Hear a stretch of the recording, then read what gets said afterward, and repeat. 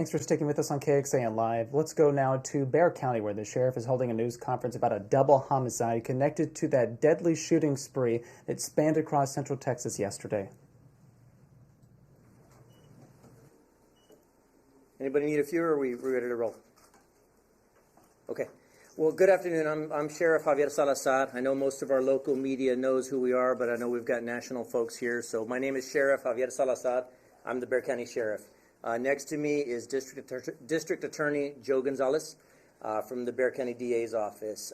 We're here to provide some details to the best that we know right now regarding a shooting incident that happened last night. So what I'll be talking about is, obviously, I will be giving tentative details on who the victims are.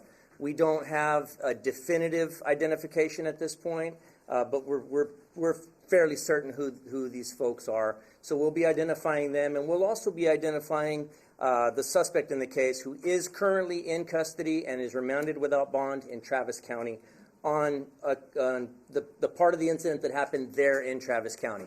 Now, while I won't be speaking in great detail about what happened in Travis County, because I still don't know full details, of course, we have been in communications with the Austin Police Department. I know our district attorney has been talking to the DA there in Travis County, and I'll let him discuss that. I will be talking about the timeline of events that, as we know them here in Bexar County, and I will be asking for the public's help with certain details on that. I will also be prepared to talk about a timeline of events, again, as we know them, of our dealings with this suspect to this point.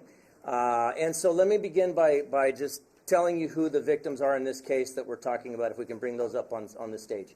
Tentatively ID'd, we've got Phyllis James, 55 years of age, and Shane M. James Sr., he's 56 years of age. These are believed to be the parents of the suspect that's currently in custody in Travis County, and his name is Shane M. James Jr.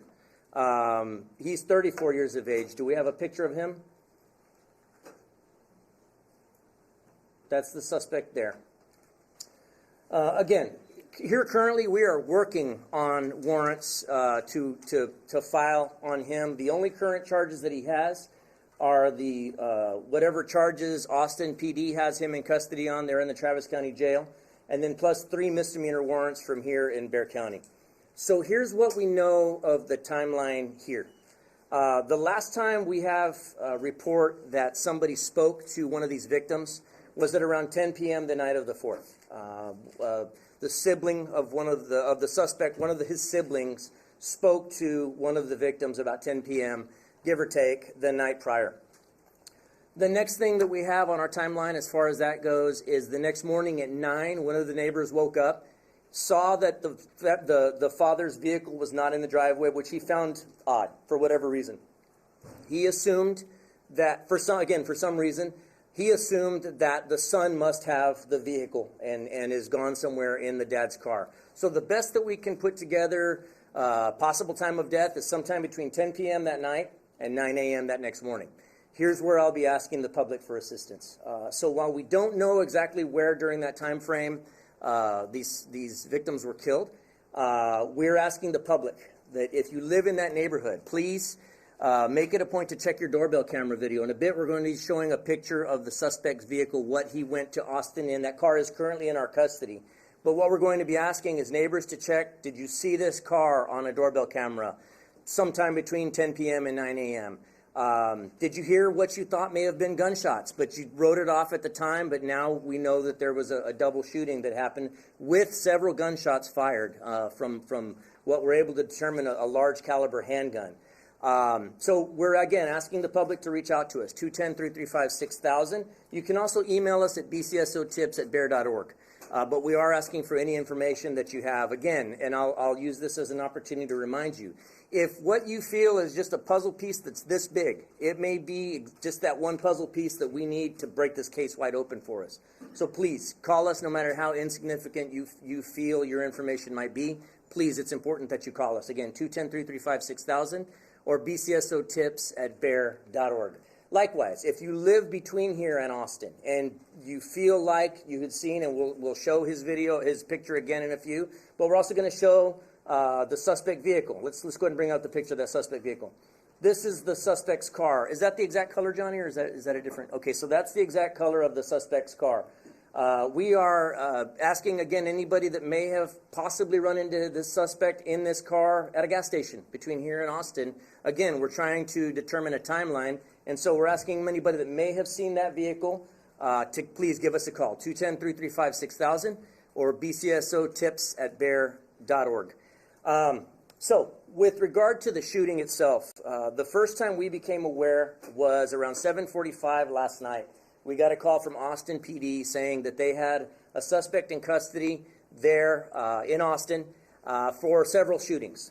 To now, I still don't know the number of victims that were actually shot in Austin. I know there was some civilians that died as a result of the shooting, and I know that there were some law enforcement officers that were wounded.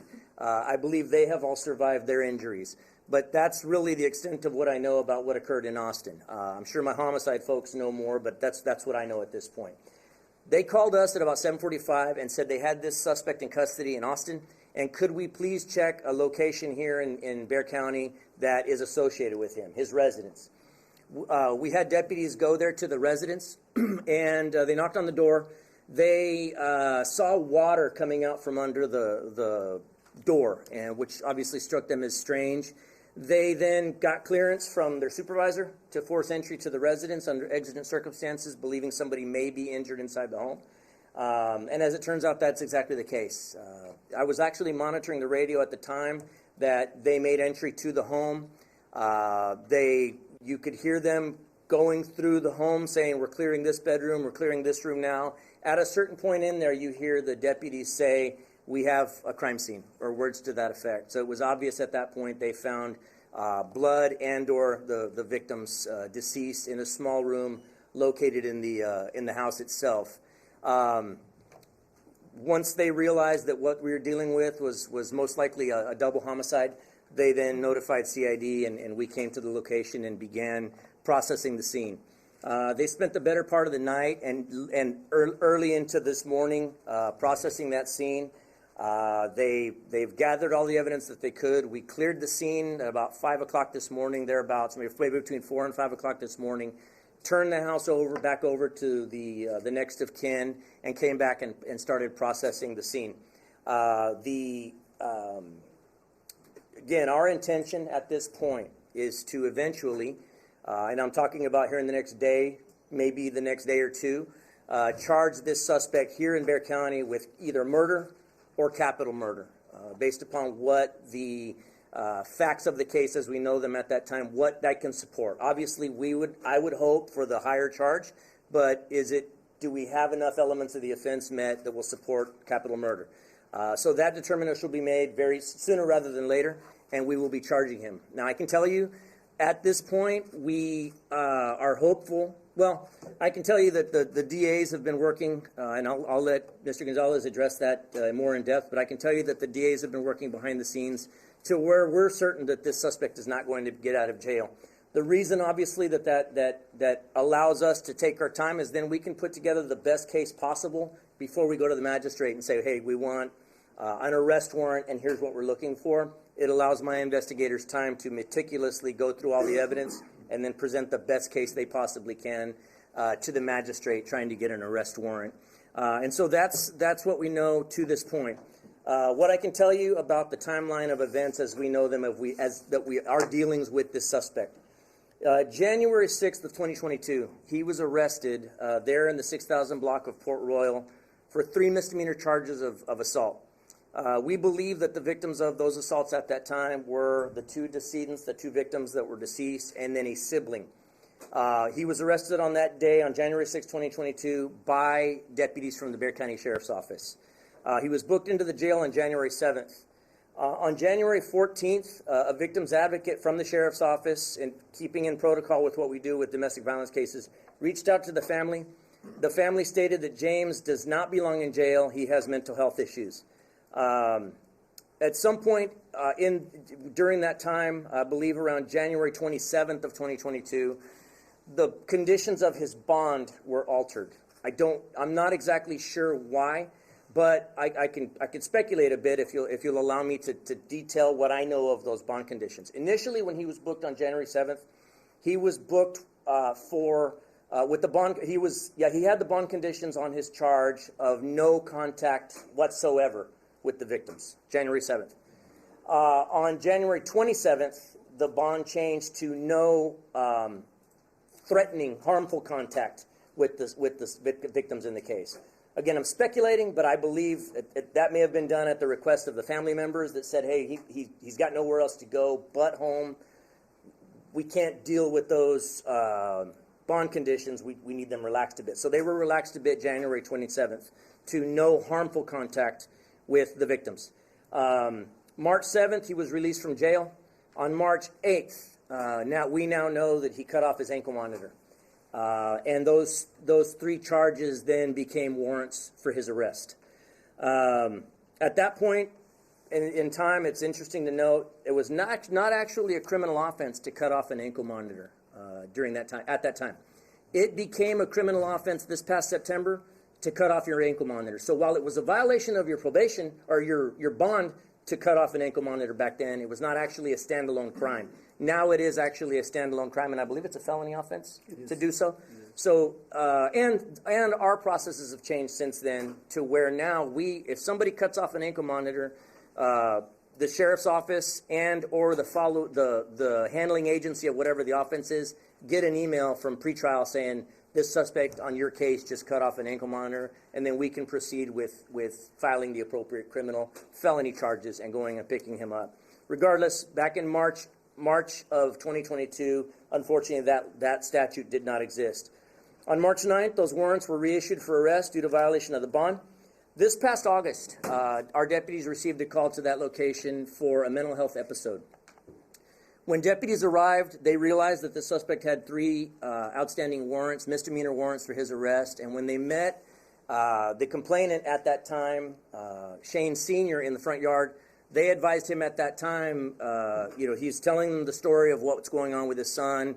To paraphrase what I remember of the case, he was naked, he was just acting out, had a mental health episode, and he was upstairs in his bedroom. Deputies advised the dad at that time that he had three warrants for his arrest, and the dad said words to the effect of, "Oh, for that last thing? Yes." And then he says, "Man, he was there for a long time," or again, words to that effect, and so the deputies indicated, well, he's going to have to come with us. If we can get him, then he's going to have to come with us. And so then all of them went upstairs. The deputies then went to the bedroom. They knocked. The door was locked. They were not able to get in. Being that there were misdemeanor warrants, our authority to force entry to somebody's domicile is somewhat limited because it's a misdemeanor warrant at that time. So the deputies were not able to force the door in, but the dad did, and he did, and he's seen on body camera video putting his shoulder into the door and opening it by force, but the door only opened so much. So there was a bed there, and then the deputies, once they looked in, and you can see what they see by the body cam, the suspect is laying on the bed, and he's clearly naked. And then at a certain point, the deputies start speaking to him through the crack in the door, which is about 4 inches. And the suspect then goes behind the door. The deputies are talking to him through the door, asking him to come out. They're trying to bring him down, trying to de-escalate. The suspect is upset during that time. And the deputies, you can tell that they know what they're doing with regard to de-escalation. They're talking to him in a calm tone. He is being insulting to them, but not threatening. In other words, he's hurling racial slurs at them and then questioning their sexual orientation, I guess. He's using terms to question their sexual orientation. The deputies are unfazed. They're professionals. They're doing what they need to do. But again, they're not able to get into the room itself or physically get hands on the suspect. They're not able to talk him out of the room. At a certain point, they all go back downstairs and start talking to the dad again and tell the dad that, we're going to leave him here, but we're not going to be gone far. We're going to be up the street. If you will please call us back if and when he comes out of that bedroom, and we'll come right back and we'll arrest him. By all appearances, it doesn't appear like that call ever came in. The dad indicated that yes, he would, and then by all indications, we never got another call. We did not get another call back to this residence until such time as we got the call last night at about 7:45 p.m. And so that's the gist of this case as I understand it to this point. Let me just do a quicker condensed version of that in Spanish, and then I'll open it up to whatever questions you might have for me or for the district attorney. Anoche, como ustedes saben, nosotros fuimos a una casa en el este del condado por un reporte, para checar unos residentes de la casa. Se aparenta que el Departamento de Policías de Austin, ellos arrestaron a un sospechoso por varios tiroteos que ocurrieron en la ciudad de Austin anoche. A nosotros nos llamaron aproximadamente a las 7:45 de la noche pidiéndonos que nosotros checáramos la casa donde vivía el sospechoso. Cuando nosotros llegamos, encontramos 2 víctimas, se supone, de homicidios. Se aparenta que parece que el sospechoso valió las dos víctimas la noche anterior o la mañana, en la mañana ayer, entre las horas de las 10 de la mañana y 10 de la noche y 9 de la mañana.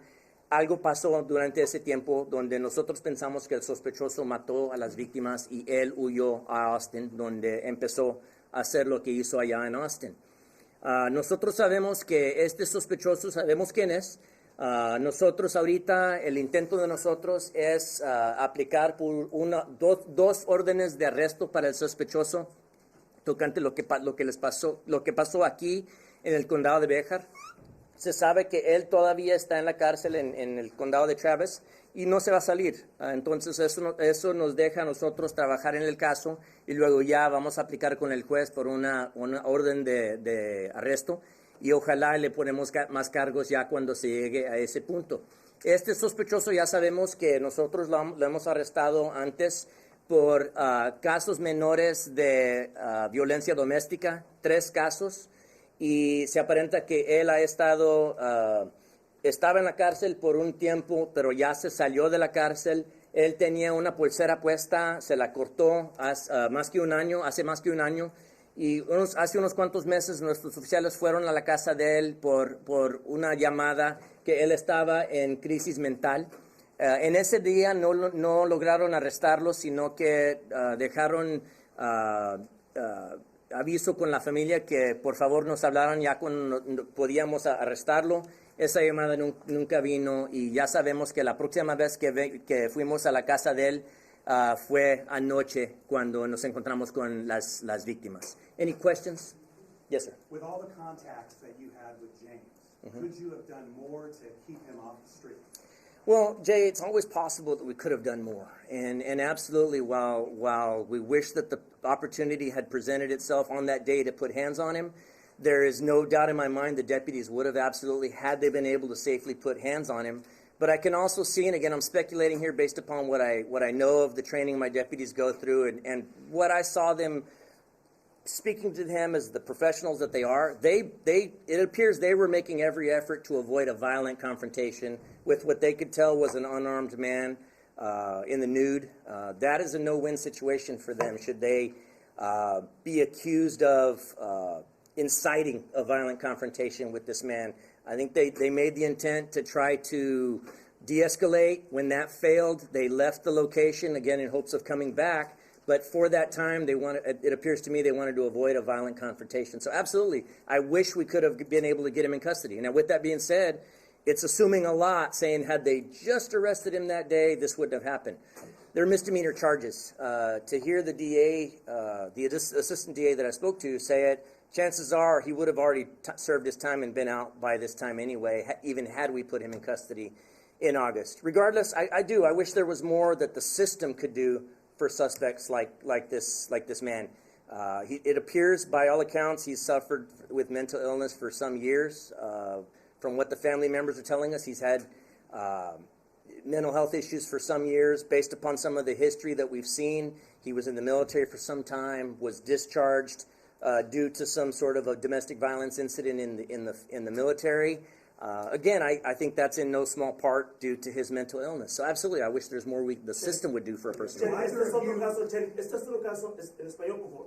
Este es un caso donde otra vez, a lo mejor, tú mismo o el fiscal van a ser atacados o señalados diciendo, Aquí tenemos otro caso donde dejan salir a alguien en libertad condicional y miren la tragedia que pasa.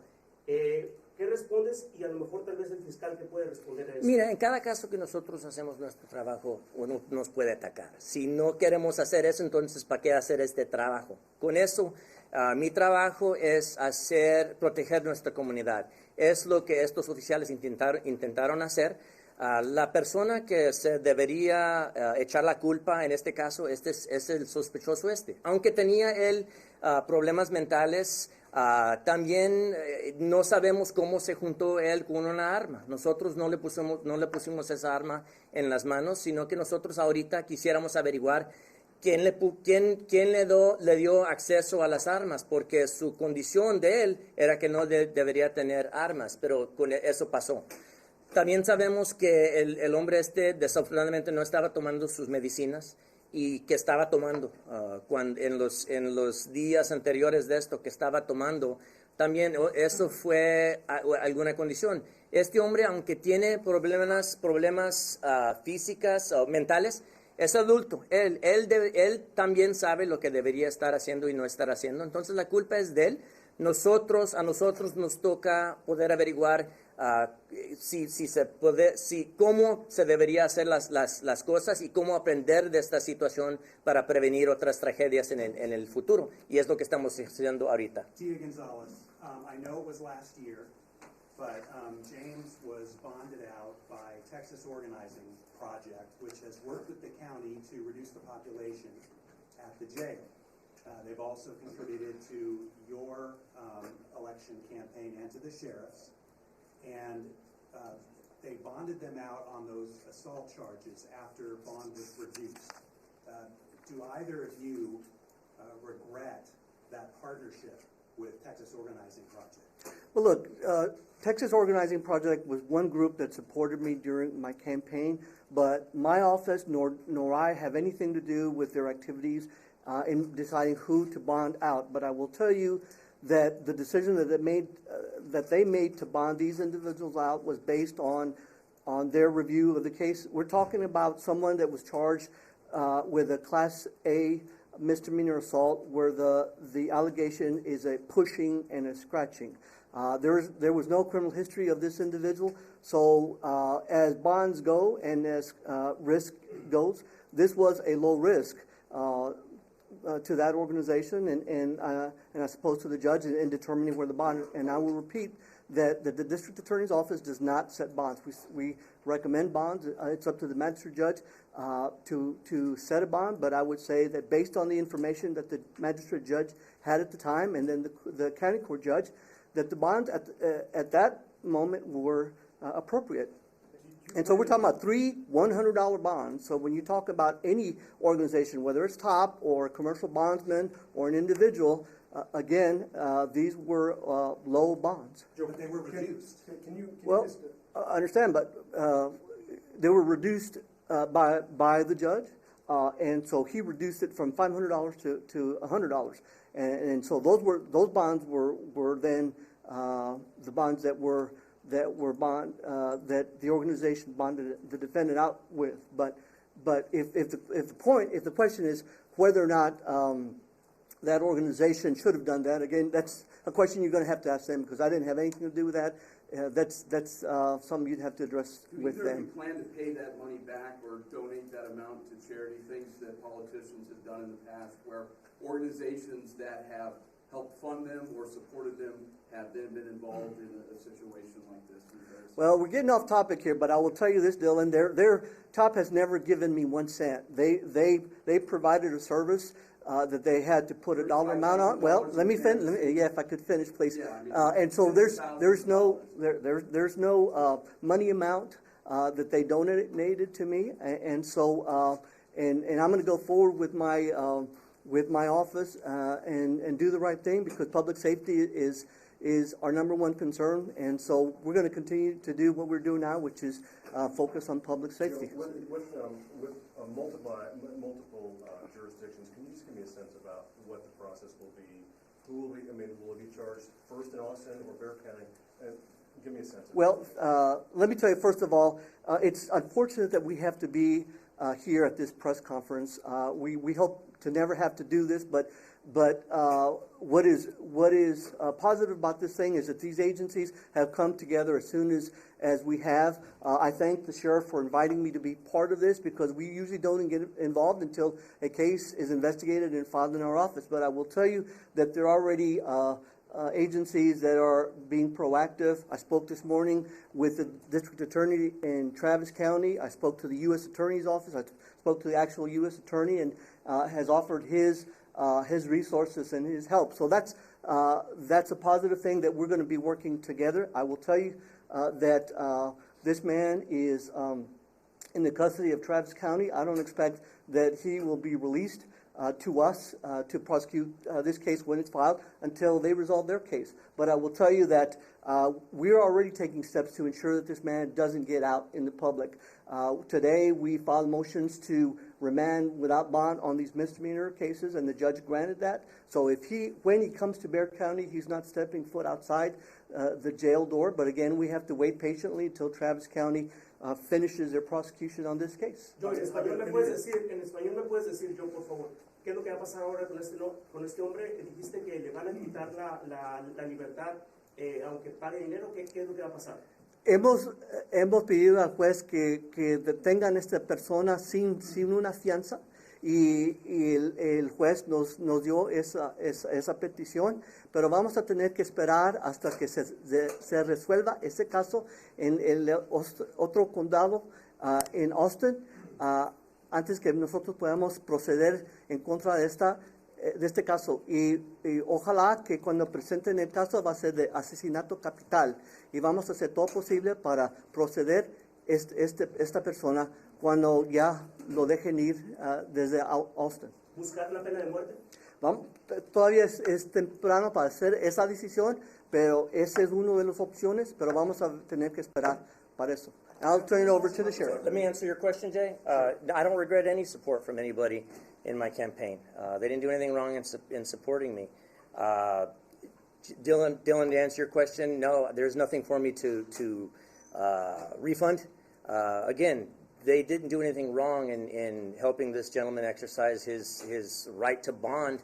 So no, there won't be anything refunded, and I don't regret anybody supporting me. Javier, can you tell us about the weapon and just how he got it? Was it legally purchased, or anything in the background on that? So we're trying to find out where that weapon came from. We're assuming it came from within the house, but beyond that, I don't know much about the weapon that he was caught with. What I can tell you at this point is that I believe the shell casings we found in the home do match at least some of the shell casings found in Austin, but beyond that, I don't know if they match the gun that he was caught with, or how many guns he was caught with. I don't have those details.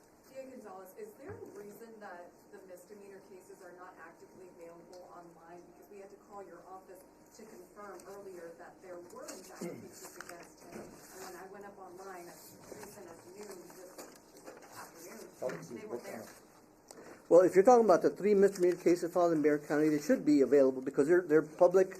They're a matter of public record. The public records are there, the hard copy, but online there's no record of his system. Okay. Well, that's a function of the county clerk and the county court system. I'll look into that to find out what they can do to make the informations available. But I will tell you that we have copies of, and we can provide you hard copies because, as far as I'm concerned, they're a matter of public record. And while you mention that, let me make sure everybody understands that the allegations in Bexar County that we're talking about are of having pushed or scratched the victims that have already been identified, which are his parents and a sibling. And basically the allegation is that the defendant assaulted these 3 individuals on the same date out of the same transaction by pushing the complainant and scratching.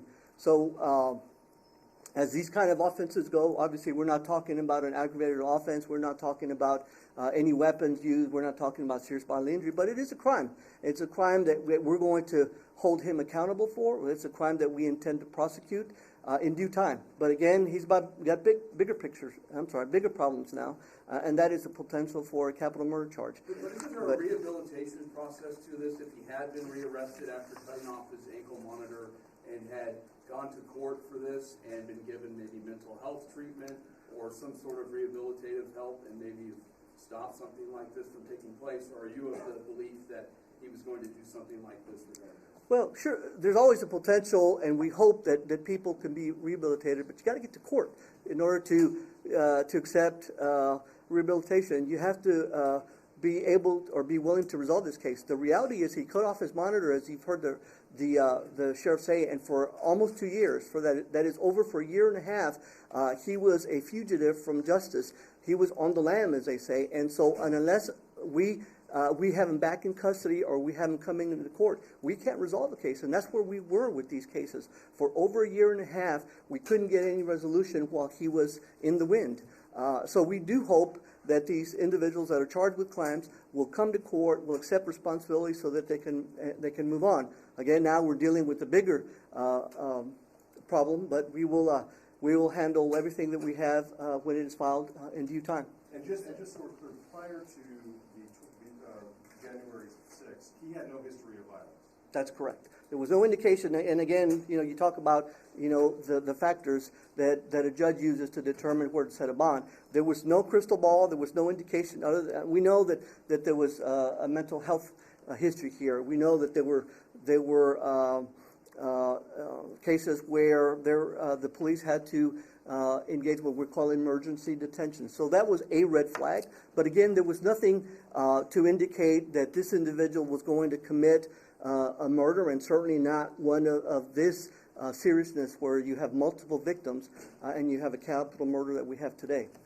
So we know now that there was a domestic violence incident of some sort in the military, but we didn't know that on January 6th. I don't know that we would have had access to that. We know that now, but again, I don't know to what extent. I just know that had something to do with why he left the military. Pero con lo que pasó, y ahora sabiendo lo que sabemos, ¿vas o tus oficiales van a proceder de una manera tal vez diferente cuando vean casos muy parecidos a este? Bueno, nuestros oficiales tienen un trabajo bien difícil.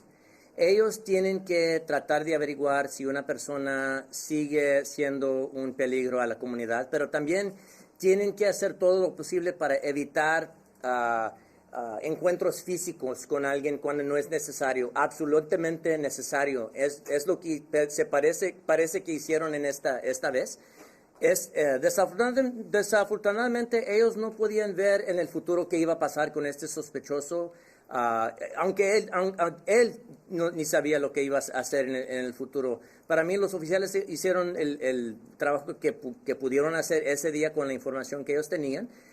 Desafortunadamente ya ahorita sabemos que ocurrió una tragedia, pero no se sabe si alguien había podido evitar esa tragedia. Me gustaría que sí.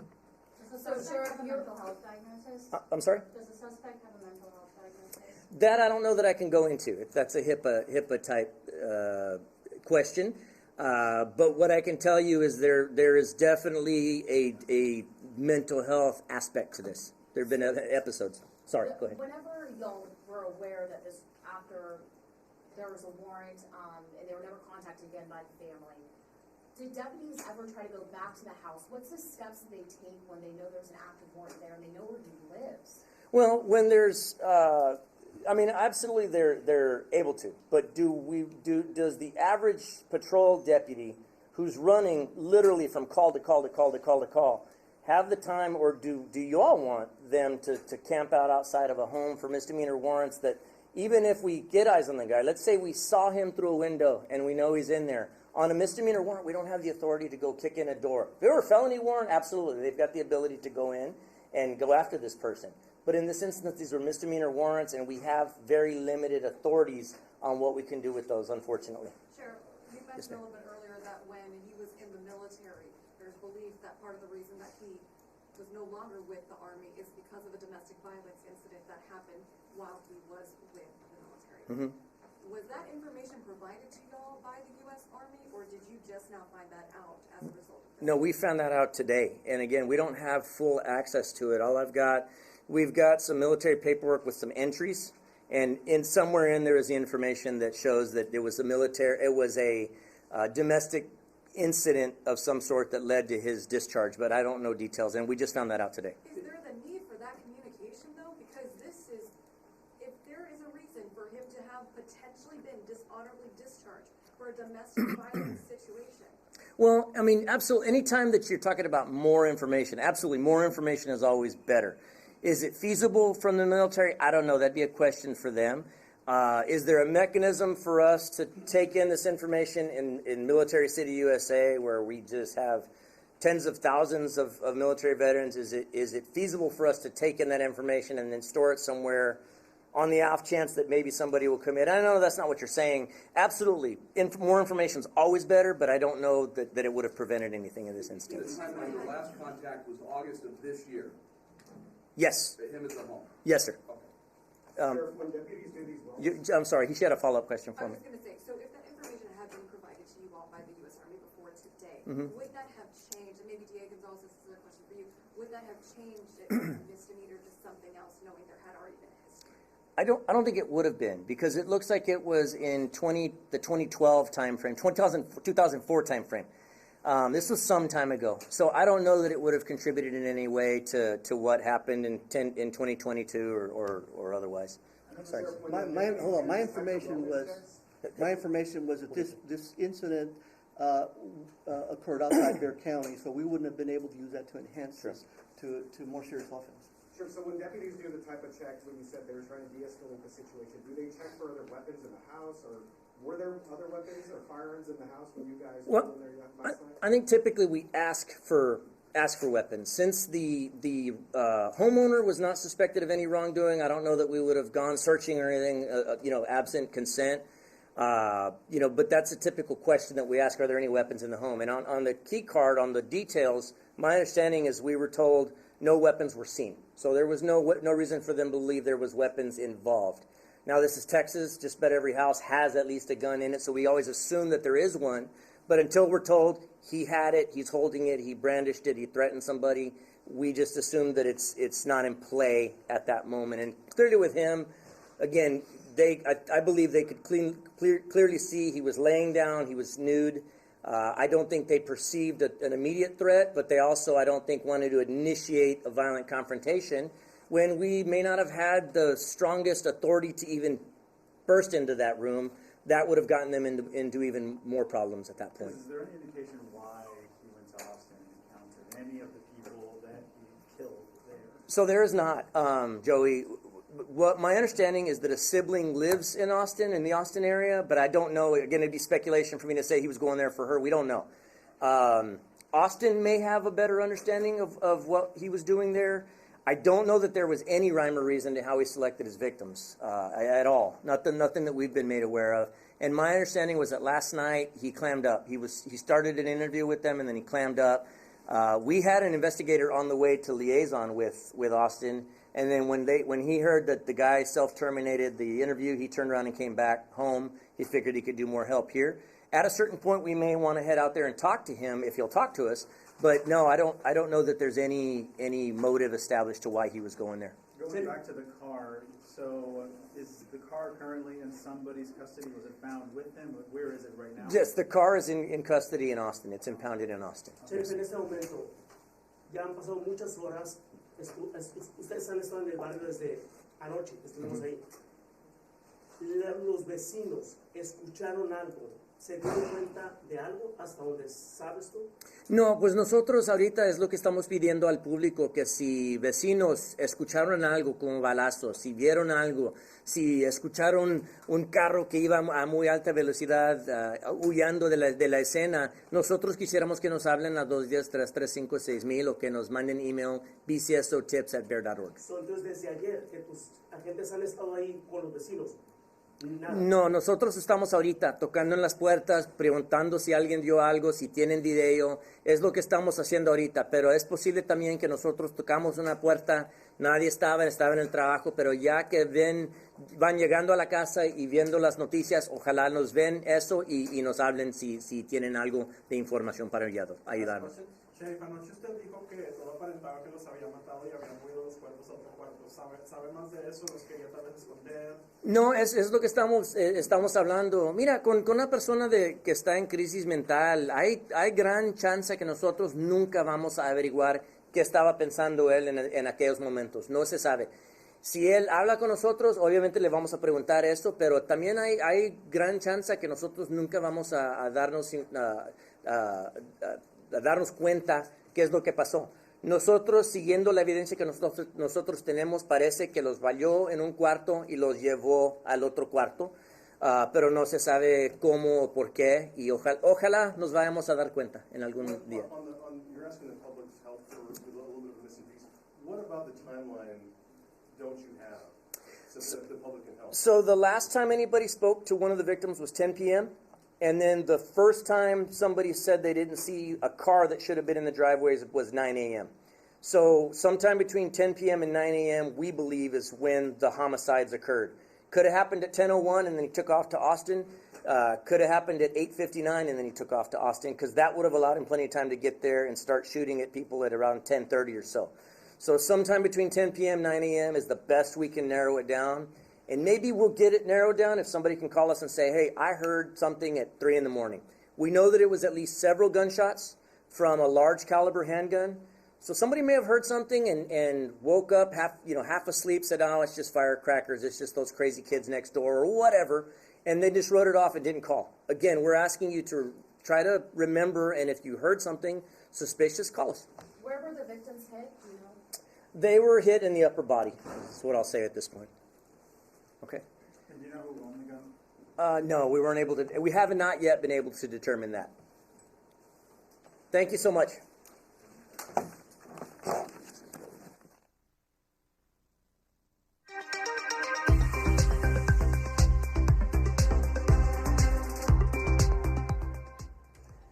Will Dupree back in the KXAN Live studio, bringing you that live coverage of the news conference from the Bexar County Sheriff and the Bexar County District Attorney.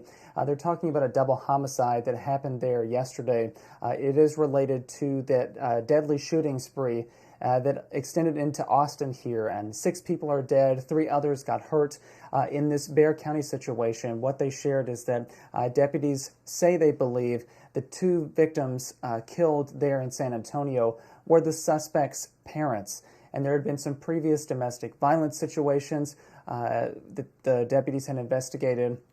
And they're also asking for people to share information, any kind of doorbell camera or surveillance footage they have, maybe from their homes in that area. And if they have something that can assist with that, to reach out to the Bexar County Sheriff's Office, because this is a expansive, large investigation that encompasses not just Bexar County, but also now into Travis County.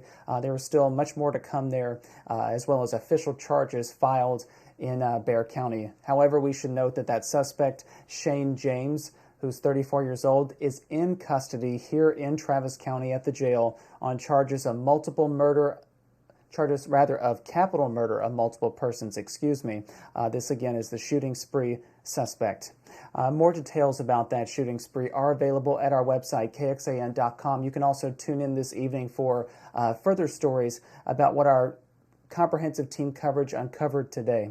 So once again, I'm Will Dupree in the KXAN Live studio. Thank you all for watching here this afternoon. We appreciate that, and we'll see you back here at another time.